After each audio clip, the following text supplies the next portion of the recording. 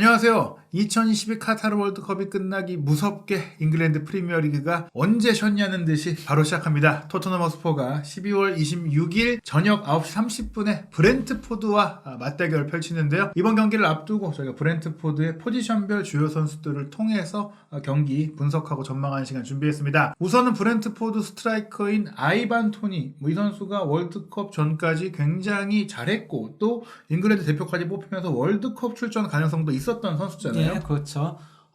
하지만은 최종 명단에서 결국은 이게 11월 10일이었는데요. 예. 네, 명단에서 빠지게 됐었거든요.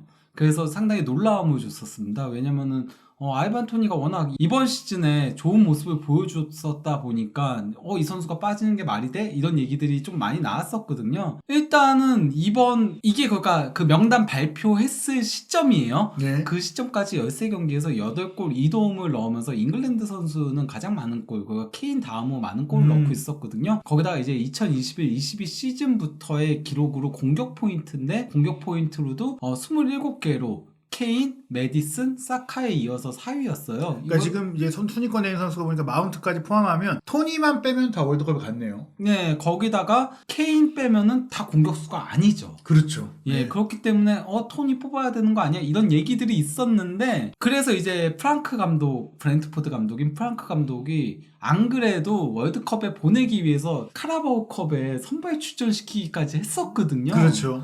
예, 하지만은 안 뽑으니까 거기에 대해서 케인을 제외하고 이 잉글랜드에서 토니보다 더 나은 공격수를 찾을 수 없다. 이건 불가능하다. 이렇게까지 불만을 토로를 했었는데요. 명단 발표가 있고 바로 맨시티하고의 경기에서 토니가 또 2골을 넣으면서 2대1 승리를 견인을 했습니다. 예, 결국엔 큰 경기까지 보여줬기 때문에 득점 순위도 그렇고 개인적인 퍼포먼스도 그렇고 네. 게다가 사실 잉글랜드 대표팀의 스트라이커들을 보면 칼럼 윌슨도 좋은 선수지만 솔직히 툴로 봤을 때나 전술적인 영향력에서나 토니가 더 낫지 않나 이런 생각이 들거든요. 네, 특히 이제 맨시티전에서 슈팅 정확도가 100%였고 그리고 상대 박스 안에서 볼 터치 10회, 그리고 볼 경합 승리 9회, 공중볼 경합 승리는 7회로 최다였고 그니까요. 유효 슈팅도 6회 최다였고요. 완벽한 스트라이커였어요. 그렇게 맹활약을 펼치면서 그렇게 이제 맹활약을 펼쳤고 그래서 이제 홀란드와 케인에 이어서 득점 3위까지 이름을 올리게 된 거였거든요. 미토비치를 제치고. 예. 당연히 맨시티전 끝나니까 사우스게이트 감독의 선수 선발에 대해서 비판들이 막 쏟아진 거였죠. 데일리메일에서는 이게 범죄적인 결정이다. 이게 저희가 익숙한데 손흥민 선수가 그 PFA 올해의 팀 못 들었을 때처럼 이거는 이 결정은 범죄 수준이다. 사우스게이트 제정신이냐 이런 반응이 나왔어요. 그러면서 토니 대신 마운트를 뽑았다고? 왜? 약간 이런 얘기들도 있고 제이 해리스는 이제 그 디 애슬레틱 기자인 건데요. 기자가 가레스가 마음을 바꾸기 너무 늦지 않았다. 아직 명단성 가능한 시점이었으니까요. 그렇게 글까지 남기기도 했었죠. 근데 이런 토니 여론이 바로 반전이 됐습니다. 4일 뒤였거든요. 저 보도들이 나오고 나서 4일 뒤였는데 토니가 2017년 2월부터 2021년 1월까지 4년 동안 무려 232건의 불법 베팅 혐의가 있다. 이걸 FA 측에서 공식 발표를 한 거죠. 이게 유죄라는 건 아니고 혐의가 있다니까 일단 수사 중이다라는 겁니다. 애초에 이 보도 자체는 11월 초에 나왔었거든요. 그래서 이제 토니가 조사 잘 받고 있고 아무 문제 없다 이런 식으로 SNS에 올렸었어요. 근데 이제 FA에서 이거를 공식화한 거죠. 그러면서 토니를 안 뽑은 이유가 이게 있었구나. 경기력 외적인 이유였구나. 근데 이게 이제 불법 배팅이라는 게 선수가 배팅을 하면 안 되는 것이지 불법적인 배팅을 한 거라기보다 배팅을 한 게 불법이다. 이런 얘기입니다. 선수는 자기와 이제 연관된 거에 대한 배팅을 못 하게 돼 있거든요. 본인 경기가 아니어도 그 종목에서 할 수 없는 거고 그러니까 한국에서 생각하실 때는 이게 사설 배팅 이런 느낌인데 그게 아닙니다. 그건 아니죠. 유럽에서는 사설 배팅이 합법이에요. 근데 선수가 하면 불법이다. 그래서 무려 232건이나 됐기 때문에 영구 정지를 받을 수도 있다. 최악의 경우에는. 그렇죠. 잉글랜드 대표팀 선발 문제가 아니라 프로축구 선수로서 활동을 못할 수도 예. 있다 이런 얘기가 있었던 것이죠. 안 그래도 이제 트리피어가 비슷한 케이스가 있었거든요. 아틀레티코 마드리드에서 뛰었을 때 그때 이제 그 4건의 그 베팅에 연루된 게 있어가지고 그래서 이제 7만 파운드의 벌금을 내고 또 이제 10주간 결장을 했었거든요. 예, 그리고 돌아와서 좀 잘 뛰고 있기 때문에 사실은 뭐 토니 같은 경우도 만약 뭐 이제 이게 적발이 돼도 확실히 징계를 받는다고 하더라도 은퇴 수준으로 가지는 않을 수 있다. 뭐 이렇게 좀 볼 수 있는데 그래도 다만 근데 건수가 다르니까요. 그렇죠. 건수가 워낙 많으니까 네. 더 장기간 결정할 수 있다. 그렇다면 이제 토트넘과의 경기 못 뛰는 게 아니냐 뭐 이런 얘기들도 좀 있긴 했었어요. 예, 근데 뭐 아무래도 이게 그 발표가 나오려면은 조사 중인 거니까요. 예. 예, 그렇기 때문에 아직은 걸릴 것 같고요. 토니도 그러니까 또 다른 그 HCT라는 업체랑 함께 자기 이제 유니폼하고 축구화 사인 있는 거를 박싱데이 경기 그 티켓 2장과 함께 선물로 주는 그런 이벤트를 하고 있었거든요. 근데 이제 축구 팬들은 거기다가 이제 댓글로 그래서 오드가 어떻게 되는데 배당이 어떻게 되는데 이런 얘기하고 네. 베팅하지 마 이러고 뭐 약간 좀 이런 식의 댓글들이 달린 거죠. 예, 한참 좋은 경기라고 보이고 있고 아마도 이 스캔들이 아니었다면 이 문제가 아니었다면 예. 제가 봤을 때는 잉글랜드 대표팀에 갔을 가능성이 그렇죠. 좀 있는 선수였다. 어찌됐거나 토트넘과의 경기는 출전하게 될 것 같고요. 그래서 토트넘 입장에선 어찌됐거나 뭐 사생활 논란과 떠나서 경기력 자체가 워낙 좋으니까 조심해야 될 것 같은데 근데 이 선수가 경기력 외적인 논란들이 좀 많다 보니까 이것도 좀 경기에 영향을 미치지 않을까 생각도 들어요. 그러니까 뭐 예전에도 조금 문제들이 있었던 거였는데요. 이게 그러니까 그 올해 그 1월에 있었던 일이었거든요. 예. 그때 이제 두바이로 휴가를 가가지고 이게 예.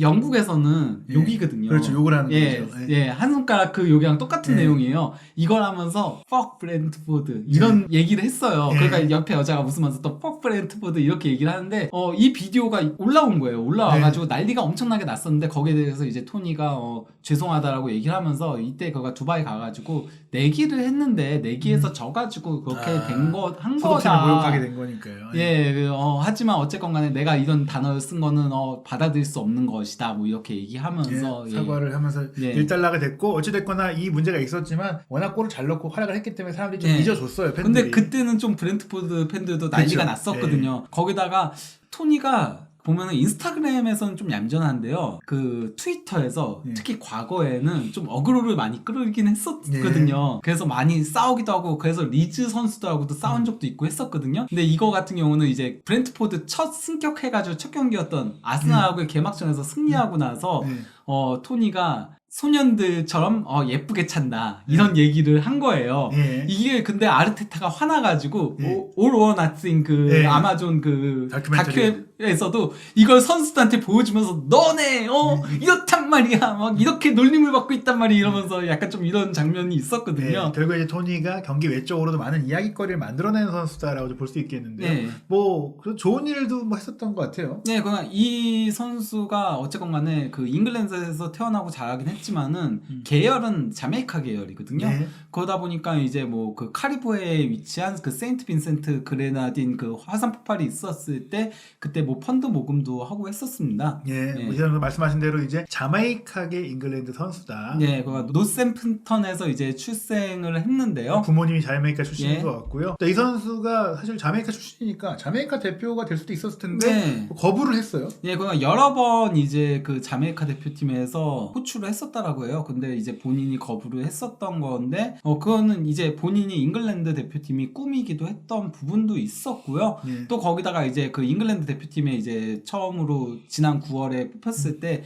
뭐라고 얘기했냐면은 그 시점에는 플레이오프에 집중을 하고 있었기 때문에 나는 프리미어리그에서 뛰고 싶은 게 꿈이었다 보니까 그때는 거절할 수밖에 없었다라고 조금 공손하게 얘기를 한 거죠. 네, 사실 미카엘 안토니오 같은 경우는 잉글랜드 대표를 했다가 나중에 또 네. 자메이카로 바꾸는 경우도 있었는데 가능성이 예, 있죠. 어찌됐거나 이제 토니도 나중에 뭐 네. 다시 자메이카를 택할 수도 있는 뭐 그런 부분이 있습니다. 네. 근데 어쨌거나 2022년 9월에 처음으로 이제 잉글랜드 대표팀에 차출이 됐었는데 거기에 대해 이제 뭐 스토리들을 막 얘기를 한 거거든요. 처음에 전화가 왔는데 모르는 번호 가지고 안 받다가 딱 받았는데 대표팀 뽑혔다 이러니까 막 사우스게이트 감독이어가지고 그래서 막 네. 너무 좋아가지고 막 부모님한테도 전화해가지고 막 소리 지르고 또 아버지는 계속 이 그 자동차 경적을 울렸다 뭐 이렇게 그는 미친 것 같았다라고 네. 막 그렇게 얘기를 했던 거였는데 하지만은 한 경기도 출전을 하지 못했습니다. 예. 일단 이탈리아전은 아예 명단에서 제외가 됐었고요. 독일전에도 벤치만 지켰었거든요. 예, 아마 이때 좀 태도에 좀 또 문제가 있지 않았을까. 뭐 표정을 봐도 물론 뭐 지금 추측이지만 뭐 여러 가지 이유 속에서 사이스케이트 감독이 그래도 리그에서 잘하니까 뽑아서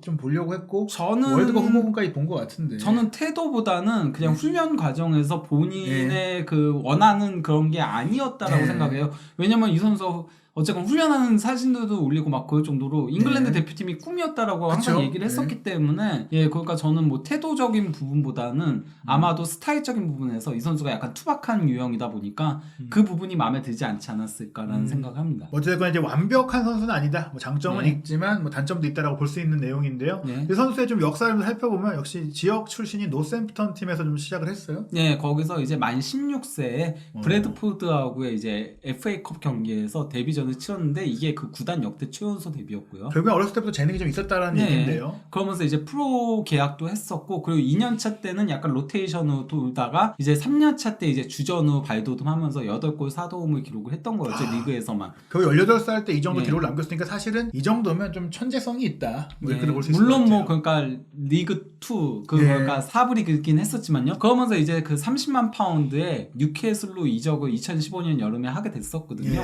근데 뉴캐슬에서는 거의 뛰지 못했어요. 임대를 계속 전전을 했었거든요. 반슬리로 2번 연달아서 이게 왜냐면 2015년 여름에 갔다가 또 2016년 겨울에 1월에 갔었기 때문에 2번 갔었고 또 슈스버리 타운에도 임대 갔었고 스컨도프 유나이티드 임대 갔다가 또 위건 임대 갔다가 다시 스컨도프 유나이티드 또 다시 임대를 전전을 했던 거였죠. 어떻게 보면 뛸 수 있는 팀을 또 찾아서 가서 경험을 쌓은 것인데 그러다가 이제 피터보로에서 결국엔 이제 포텐이 터진 것 같아요. 그러니까 피터보로로 완전 이적을 해가지고 그래서 이제 리그1 3부 리그긴 했었는데요. 이적하자마자 44경기 16골 18도움을 올리면서 거기서 맹활약을 했던 거였죠. FA컵 4골을 포함해서 이제 본인의 기대치에 좀 부응하는 활약을 펼쳤고 또 리그1에서는 최고의 선수로 뽑혔어요. 그러니까 2년차 때 피터보로 이적 2년차 때 이제 24골 6도움을 올리면서 득점왕도 차지하고 올해의 선수에도 등극을 했습니다. 거의 30개 공격 포인트였고 FA컵에서 꾸준히 또 잘해왔다. 그러면서 이제 브렌트포드로 가게 됐습니다. 그러니까 와킨스가 브래드포드 원래 그 주전 공격수였거든요. 그리고 해당 연도 리그1 올해의 선수가 토니였다라고 했잖아요. 챔피언십 올해의 선수가 와킨스였어요. 그러면서 이제 토니는 챔피언십으로 가게 된 거죠. 와킨스가 에스턴 빌라로 이적하게 되면서 1,000만 파운드로 다소 그래도 거액으로 이적하게 된 거였거든요. 그만큼 그 브래드포드가 어쨌건 간에 토니에 대한 그 기대치가 상당히 높았다는 걸 보여주는 거죠. 그리고 가자마자 바로 31골 10도움 이게 그 리그만이에요. 플레이오프 제외하고 31골 10도움을 올리면서 두 자릿수 골과 도움을 동시에 올렸고 거기다가 득점왕도 차지했고 31골이 당시 기준으로는 챔피언십 역대 최다 골이었어요. 미트로비치가 깨긴 했지만 바로 깼죠? 어찌됐거나 대단한 것은 이제 아이반 토니 같은 경우에는 4부, 3부, 2부를 차례로 제압하면서 프리미어리그까지 올라왔다는 거죠. 그리고 이제 플레이오프에서도 어쨌건 간에 본머스하고의 2차전에서 중요한 골을 넣으면서 3대1 승리로 이제 1차전 패배했음에도 결승까지 견인을 했고 또 결승에서도 골을 넣으면서 그러면서 승격을 견인을 한 거죠. 뭐 승격의 1등 공신이라고 봐도 될 것 같고 또 프리미어리그 와서 첫 시즌도 굉장히 준선화를 결국에는 4부, 3부, 2부, 1부까지 다 잘했다. 그냥 오자마자 12골 5도움으로 두 자릿수 골을 넣었거든요. 거기다가 프리미어리그에서 볼 경합 최다 승리. 그리고 또 이제 뭐 파울 얻어낸 것도 두 번째로 많았고 그리고 스루 패스는 세 번째로 많았고 공중볼 획득도 네 번째로 많았고. 그러니까 플리곤이 흘려주는 패스까지 잘해줬던 거기 때문에 이 선수가 결국엔 9번 공격수로서 확실하게 프리미어리그에서 자리매김을 했다. 타겟형 공격수 다운 모습을 보여준 거죠. 그리고 2년차 때 더 발전을 했습니다.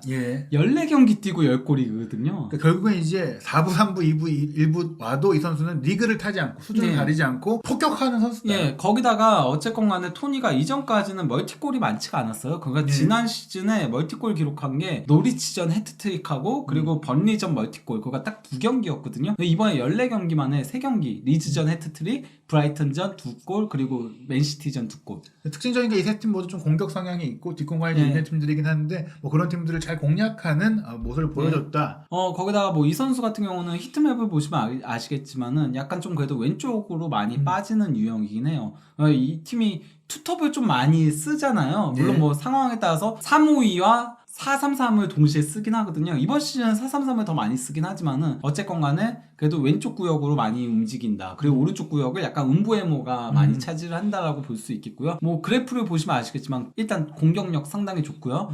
그리고 심지어 창의성도 있다는 거죠. 다만 이제 수비 가담은 그냥 평균치고 테크닉적인 부분도 평균치지만은 전술적인 움직임도 상당히 높다라고 네, 볼 수 있는 거죠. 이제 풍부한 움직임을 펼치기 때문에 주의해야 될 선수라고 할 수 있겠고 네. 게다가 이 선수가 또 페널티킥을 기가 막히게 찬다. 예, 그러니까 페널티킥을 그냥 커리어를 전체로 놓고 보더라도 피터보로 시절에 딱 한 번 실축을 했고요. 그리고 브렌트포드 와서는 20번의 페널티킥을 전부 다 넣고 있어요. 네, 어떻게 보면 이제 해리케인 선수를 두고 PK 전문가라고 했지만 최근엔 좀 많이 놓치고 있잖아요. 그거와 비교했을 때는 오히려 토니가 PK 전문가 아니냐. 그래서 그 많은 잉글랜드 팬들이라던가 전문가들이 더더욱 토니를 데려가야 된다라고 했어요. 예. 왜냐면은 잉글랜드가 항상 승부차기에서 많이 그러니까요. 물었었잖아요. 예. 이번엔 물론 승부차기를 못 갔지만은 근데 만약에 토니가 있었다면은 프랑스전에 교체 투입됐을 거고 그랬으면은 케인한테 두 번째 킥까지 맡기진 않았을 수도 있어요. 예. 왜냐면은 두 번 연달아서 맡기는 게 굉장히 부담되거든요. 그렇죠. 선수한테. 네, 게다가 요리스기 때문에 또 잘 아는 네. 선수고 여러 가지로 토니가 있었다면 확실히 잉글랜드에 도움이 됐을 것 같다. 네. 뭐 이런 느낌이 드는데요. 일단 이 선수가 도발은 하는 선수인데 또 도발을 당하진 않는다. 네, 그러니까 이 선수가 워낙 그 챔피언십 시절에 페널티킥 골이 많았었거든요. 그리고 또 쉬운 골만 넣는다는 지적이 있었어요. 네. 그래서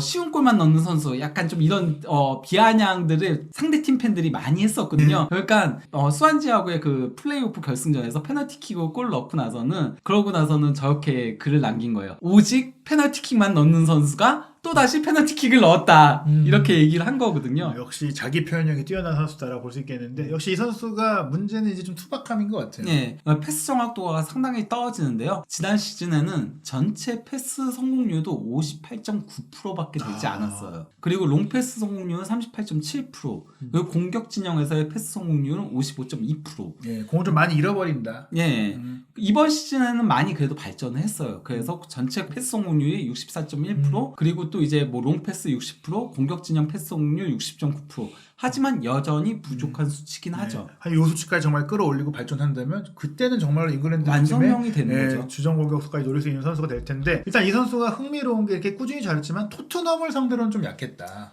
토트넘 상대로는 아직까지 골은 없긴 한데요. 예. 하지만 이 선수의 특성들을 생각하면 토트넘한테 조금 강할 수 있는 그런 특성들이 있거든요. 왜냐면 몸싸움에 강하고 높이에 강하고 하다 보니까 예. 토트넘 센터백들이 약간 좀 그런 거에 약점이 있잖아요. 실제로 가장 최근에 있었던 경기에서 골만 못 넣었지 활약은 굉장히 좋았어요. 공중볼 경합승률 75%에 8회 경합해가지고 6회를 따냈고요. 패스 성공률은 여전히 떨어졌지만요. 슈팅 5번 가져가가지고 골대 2번. 사실은 두 골을 넣었어야 되는 경기였죠. 예.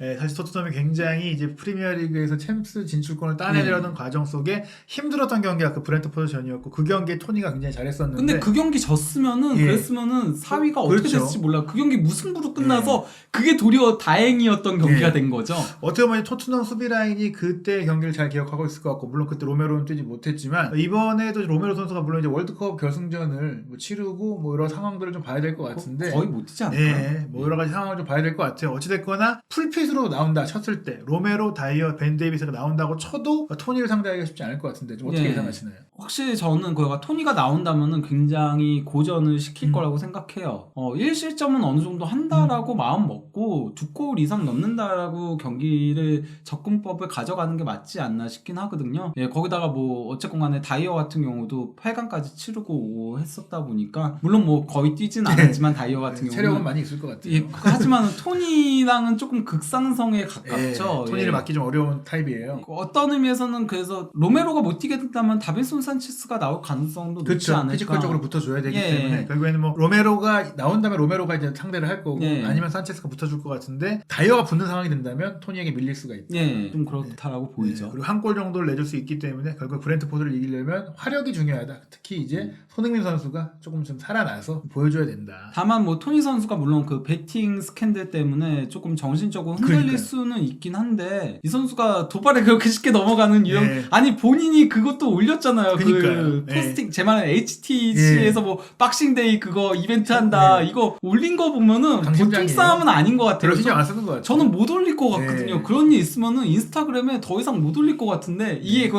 혐의가 완전히 벗겨지기 전까지는 네, 분명히 토트넘 팬들이 이제 원정으로 가서도 그런 그렇죠. 이제 할 챈트를 거예요. 외치고 네. 할 텐데 어차피 브렌트포드 홈이고 별 신경 안 쓸 가능성이 네. 크다. 어찌됐거나 토트넘이 이 브렌트포드와의 그 휴식기 후 첫 경기 어떻게 치를지 궁금한데요. 브렌트포드가 좋은 선수가 굉장히 많습니다. 토니뿐 아니라 미드필드 라인, 수비 라인, 골키퍼 라인까지 대단한 선수들이 있는데 이 편에서는 저희가 독일 대표팀의 차세대 미드필더로까지 각광받고 있는 야넬트 선수가 브렌트포드 중원을 어떻게 구성하고 있고 또 토트넘의 미드필드 라인은 어떻게 상대해야 될지 내용을 통해서 또 브렌트포드전 살펴보도록 하겠습니다.